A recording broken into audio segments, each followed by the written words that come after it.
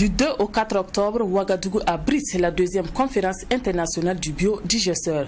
Et pour en parler, je reçois pour vous M. Xavier Bambara. Vous êtes le coordonnateur du programme national de biodigesteur du Burkina Faso. Bonsoir. Bonsoir, madame. Et bienvenue. Merci. D'abord, un bilan. Qu'est-ce qu'on peut retenir de la première édition de cette conférence?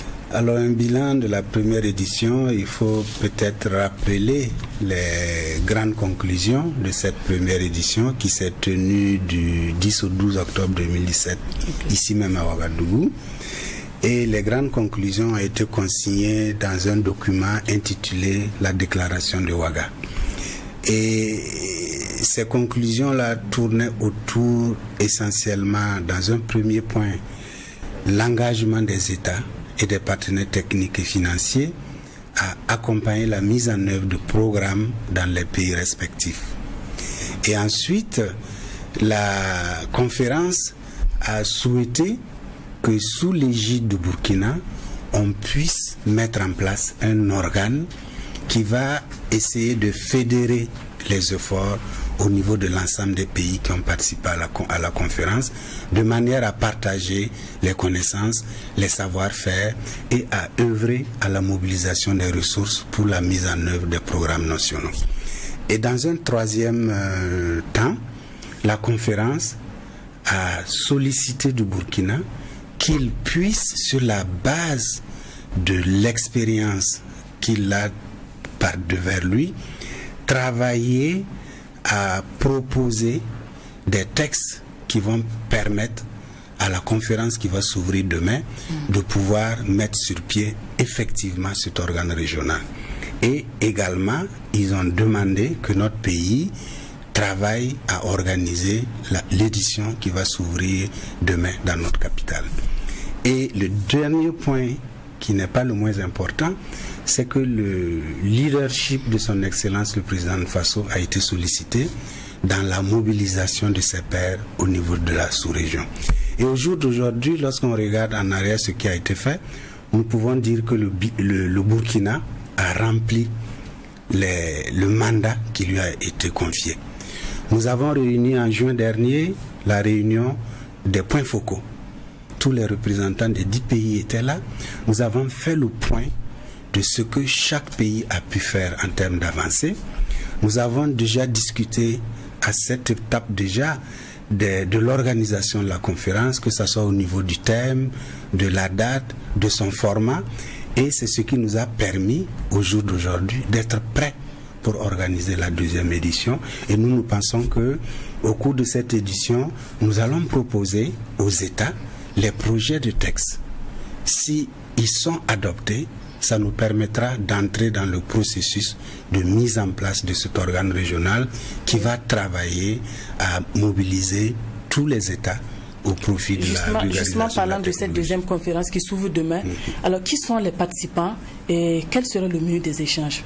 Alors, nous attendons 8 pays qui vont participer. Et je ne sais pas s'il faut les citer, mais en tout cas, nous avons des délégations de 8 pays, du Bénin, du Mali, du Sénégal, du Togo, du Niger, de la Côte d'Ivoire et je crois du Tchad. En tout cas, il y a 8 délégations qui seront là. D'accord. Et nous aurons d'abord, au menu des échanges, nous allons d'abord dans un premier temps faire le point des avancées dans chaque pays, dégager sur la base de ce qui a été fait quels sont les besoins, les mesures de soutien pour permettre d'accélérer le processus. Et dans une deuxième étape, nous allons discuter justement des projets de texte de manière à les avoir de façon consensuelle et à engager le processus de leur ratification par l'ensemble des États participants. Alors, M. Bambara, aujourd'hui, quelle est la contribution du biodigesteur dans le développement du monde rural? Et la contribution du biodigesteur, elle est extrêmement importante. Nous pouvons en un mot dire que le biodigesteur entraîne des changements qualitatifs au niveau du monde rural. Que ce soit au niveau de la production, que ce soit au niveau des modes de consommation. Le biodigesteur permet à l'exploitation familiale d'intégrer toutes les activités, permet à l'exploitation familiale, parce que la production va s'améliorer, une meilleure liaison entre la production et le marché.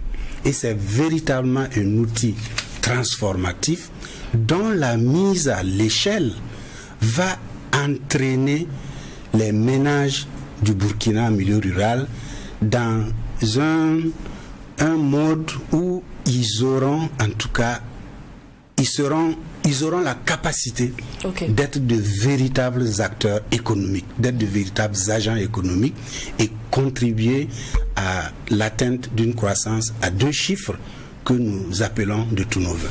Alors, en termes de vulgarisation du biodigesteur, quels sont les acquis que le Burkina Faso a engrangés?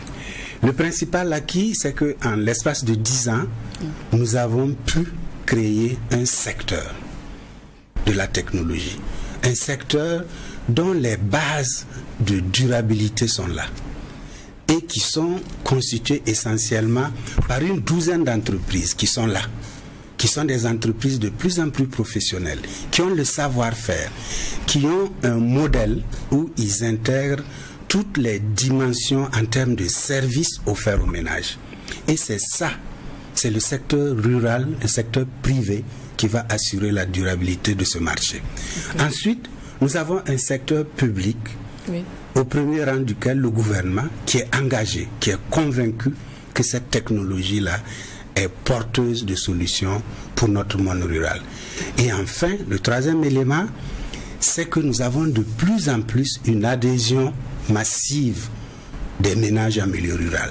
Et cette adhésion est tirée par leur conviction que la technologie leur permet de résoudre leurs problèmes d'accès aux intrants organiques. Et ça, je crois que c'est ces 3 éléments-là qui vont permettre de construire le marché et de pouvoir continuer à se développer. Et dites-nous, quelles sont vos attentes pour la rencontre de demain?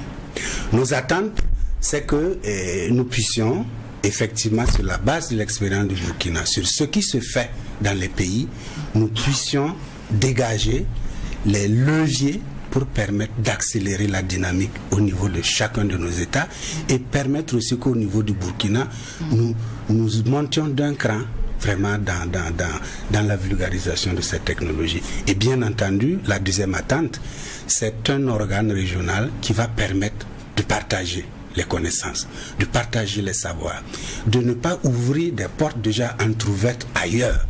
Et c'est cette mise en réseau qui